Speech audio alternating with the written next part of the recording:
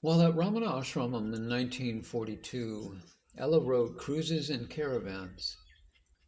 Though autobiographical, the book primarily chronicles her 1935 3,500-mile trip west from Peking all the way to Kashmir, through the Taklamakan Desert and Sinkiang, which was closed to foreigners at the time, a journey which took 7 months.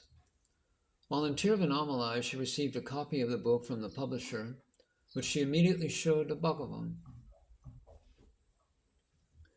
With the publication of this book, Ella's situation as a writer improved greatly. In a later French film interview at her Swiss Alps chalet in 1973, Ella talks about her time with the Maharshi.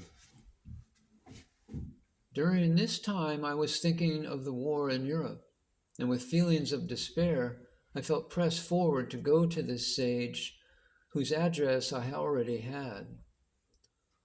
Holding in his hand one of the photos Ella had taken of Bhagavan, the interviewer asked her if this was the first sadhu she had met.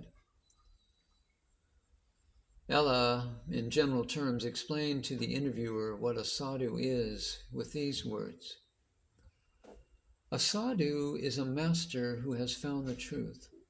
He is not looking for it, and all of his answers come from an inconceivable level of consciousness. Never would any of us reply as he did to all the varieties of questions that one would ask him. I decided to stay with him for quite a long time, and then after 2 years I stayed with another master, another sage who was in Kerala. That was Krishna Menon, and who taught the same method of introspection. Know yourself. Try to know who is the true self, the I with a capital I, and not the little ego. And in Kerala, I also stayed a very long time, more or less until the end of the war. Then the interviewer, apparently a little puzzled, asked what were the questions to ask a sage and what it meant to live with a sage. Ella explained, well, the basic question I ask myself since childhood when I would see something while living at the Creux des Gothons, the place where she lived near Geneva in Switzerland, I used to ask, what is reality, the center, the essence of what we see, the essence of life in the present moment? I knew that the present is the only real thing, but then again, it's just a word used to give a response. Well, with that understanding, when we want to get to the bottom of a problem, we have to know who we are, because everything depends on me. I am the one who is conscious and who sees things. And all the questions that one asks a sage revolve around that one fundamental question. Who am I? Who is the real I? All of the wisdom in the whole world speaks of two I's, a little I who is identified with the body, and an I who refers to the supreme I.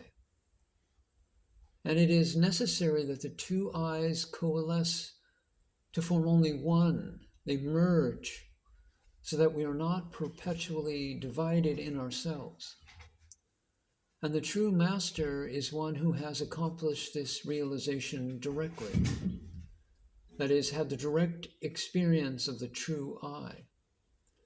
He is capable of responding to our questions in such a satisfying manner that we say, voila, he is a master.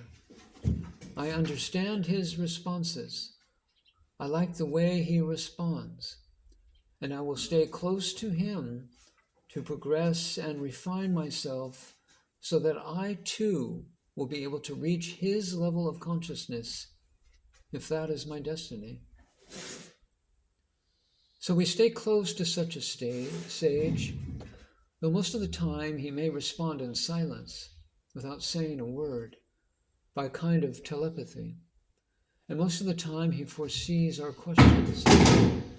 He gives us books. He helps us with readings, and we can ask questions when we have not understood something. And it's this inner work that is worthwhile. Then we become so passionate about what we find within ourselves that we accept all the difficulties of living there in the extreme heat with unsuitable food and crude accommodations. The interviewer then asks whether she succeeded in coalescing the two eyes, and if so, why did she return to Switzerland rather than stay in India? Well, you speak of the supreme goal as if it were very easy to obtain. I think that I understood, at least conceptually, and equally the techniques that they gave me. And if I actually did understand something worthwhile, I should be able to put it into practice as well here in Switzerland as over there.